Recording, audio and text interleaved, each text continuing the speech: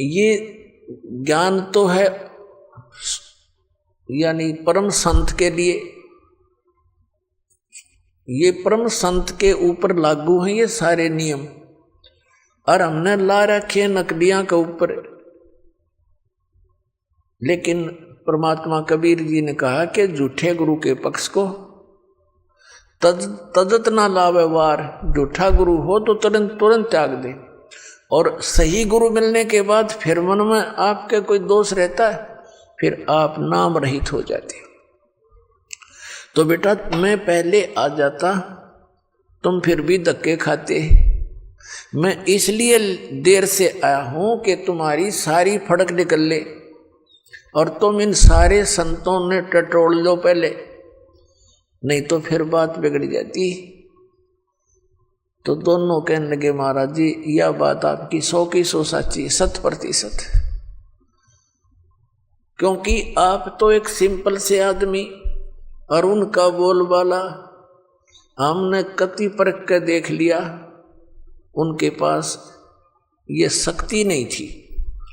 फिर परमात्मा ने कहा बेटा केवल यही एक उदाहरण नहीं होना चाहिए, एक संत की पहचान इस सब एक पॉइंट से नहीं होती।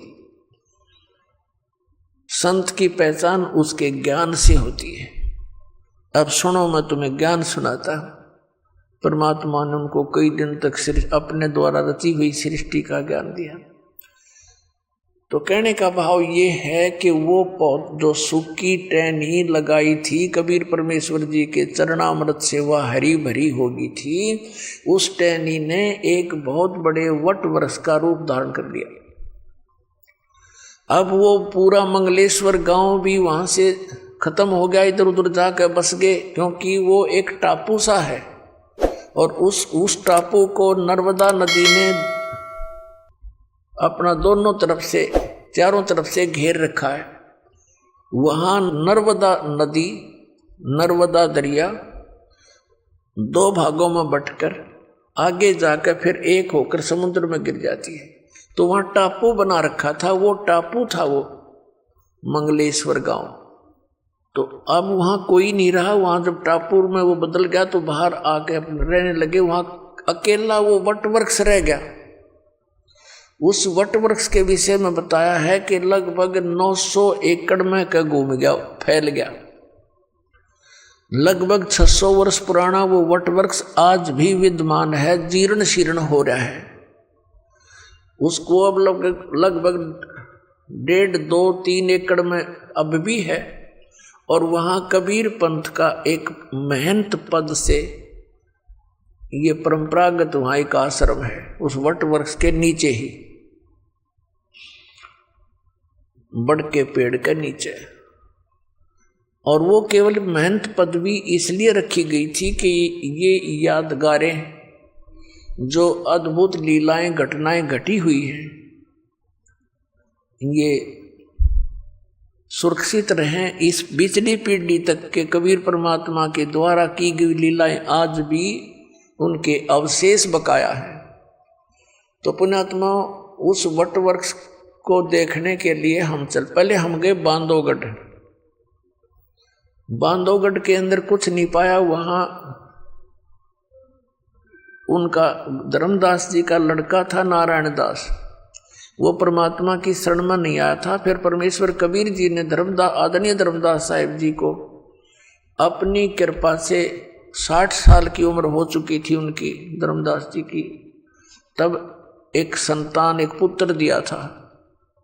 उस पुत्र से उसका वंश चला था और उस पुत्र के साथ बड़ा बेटा हमेशा विरोध रखता था, उसके साथ जो है ना झगड़ा रखता था। उसने वहां से छोड़ दिया था बांधवगढ़, दूसरे छोटे लड़के ने कहीं और चला गया था, कुदरमाल वगैरह नाम बताया, MP में।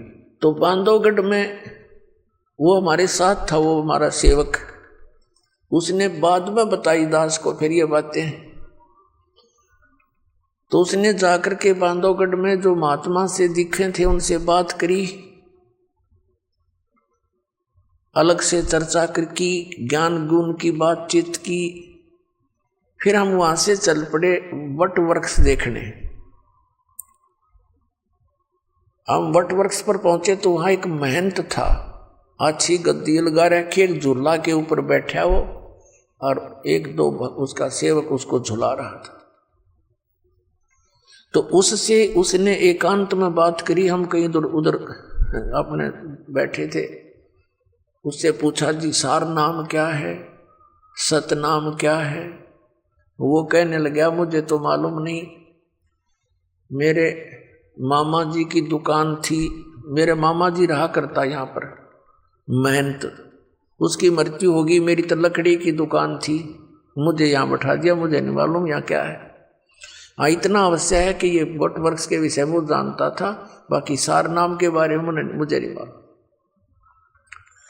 ऐसे हुआ बांधवगढ़ में उन संतों से पूछा, उनने भी यही जवाब दिया, कोई कुछ बतावे कोई कुछ ना बतावे, ये मंत्र है ये मंत्र है। फिर हम पहुंच गए और कई स्थानों पर गए, बड़े बड़े जो कबीर पंथ के थे, तो सब जगह घूम कर हम वापस आ गए। वहां चल बच्चे देख लेंगे, परमात्मा के स्थान है, अच्छी बात है। फिर आकर के उसने बताया, कहने लगा, जी ये यात्रा मेरे लिए वरदान सिद्ध होगी। मैं कहा, भाई ऐसी क्या बात है, बताइए। कि मैं इतना नालायक और नीच व्यक्ति हूं। उसने अपनी सारी गलती मान ली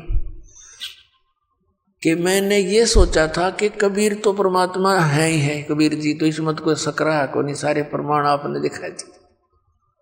तो मेरा नो शक था कि जब कबीर जी भगवान है तो इनके पूरे मेथड से कबीर पंथ के जो साधु संत हैं वो तो गर्क पावेंगे, कति सैचुरेट पावेंगे, वो तो परिपूर्ण होंगे। मैं बोला, फिर भाई क्या देखा? अगर वो, मैं बोला, बेटा अगर वो परिपूर्ण होते तो दास ने डले ढोंड की क्या जरूरत थी? क्या जरूरत थी संघर्ष करने की?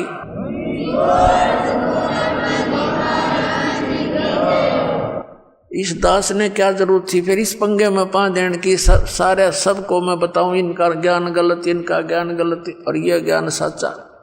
और सभी बोली आत्मा भी नो सोचे रामपाल निंदा करता है, निंदक को और सच्ची बताऊं। तो उसने फिर बताया, जी मैं ऐसे ऐसे किसी से पूछा, महाराज जी सार नाम क्या है? उसने क्या बताया कि हाथ पर आटा ले लो। एक कबीरपंथी पुराने आश्रम का 60-70 साल का बूढ़ा, और नो कह हाथ में आटा ले लो और श्वास के निकट कर लो, और श्वास से उस आटे में कोई डिस्टर्बेंस ना होनी चाहिए, बस ये समझ लो सार शब्द है।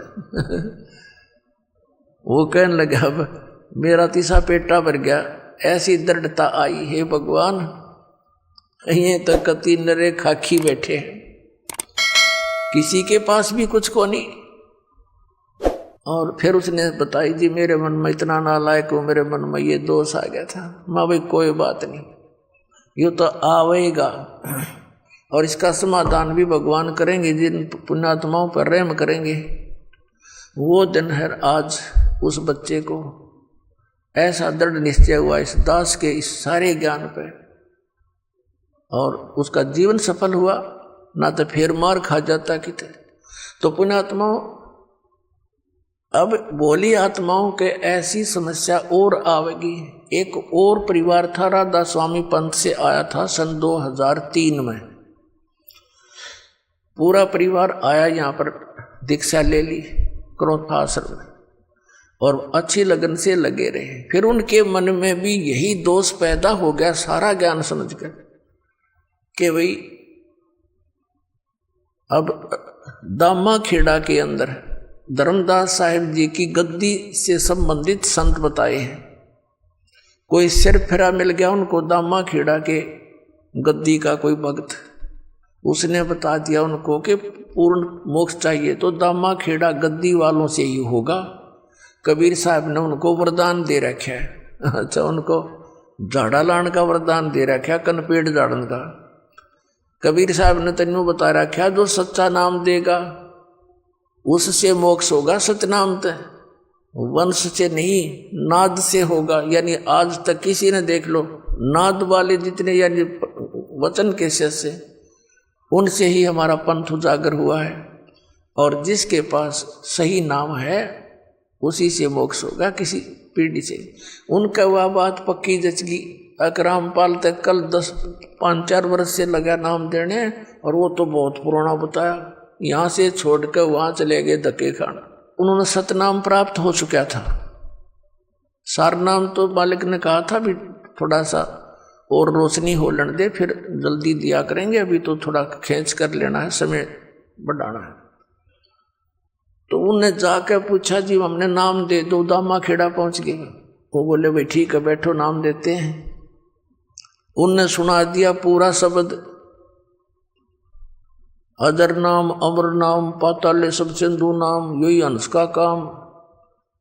वह देखे उनके मुंह की तरफ, वो कहने लगे जी वो सतनाम, तो सतनाम कौन सा होता? बोला ये है जो कुछ है, जो कुछ है बस यही है। अब वो वहां से तो खिसियानी बिल्ली होकर आ गए। उन्होंने फिर स्कीम बनाई, किसी से बताया कि वहां कबीर चौरा है काशी में, वहां परम संत पाओगे, वहां धक्के खाए। आखिर में वो भक्ति से हीन हो गए, यहां से भी गई। तो कहने का भाव ये पुण्यात्माओं, इस काल ने तो कई शिकंजे कस रखे, बहुत बंधन बांध रखे, पर अब ये सारे समाप्त करने पड़ेंगे। दास सारे समाप्त करेगा और ऐसा कर देगा इन सबको कि इनके पास खख नहीं, सबके जोड़े खाली करके दिखा दूंगा। अब देखो